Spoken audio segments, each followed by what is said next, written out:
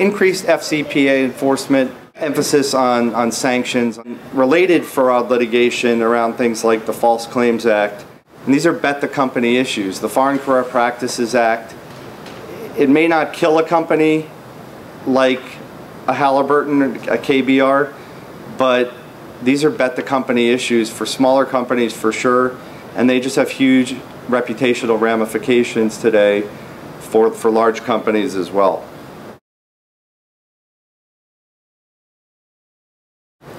Certainly having a robust, risk-based corporate compliance program is key, as is getting out in front of the government. The trend at Justice with the Foreign Corrupt Practices Act is voluntary disclosure.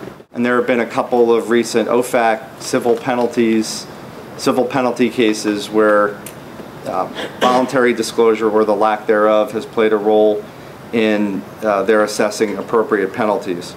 From a policy perspective, I think it's important, and we're doing this with our clients, it's important to communicate to the government how these issues are impacting your business.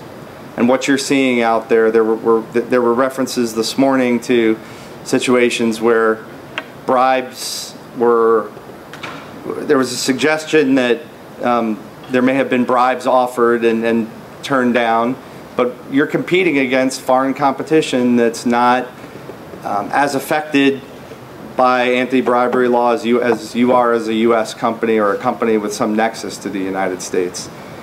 And I think it's critical to communicate to policymakers and government officials here in Washington what that means for you in doing business. It's not that it's going to lead to a reduction in FCPA enforcement.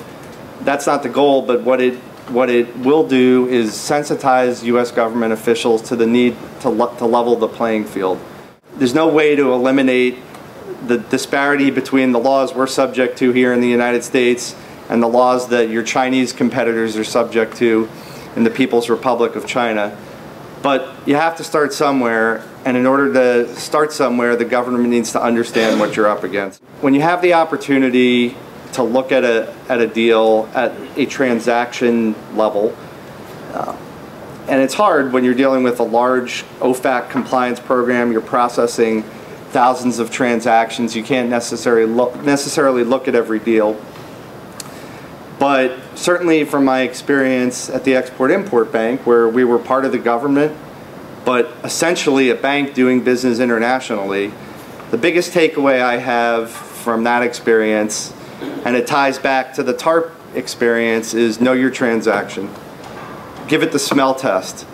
Ask whether it makes sense. Do the pieces fit together?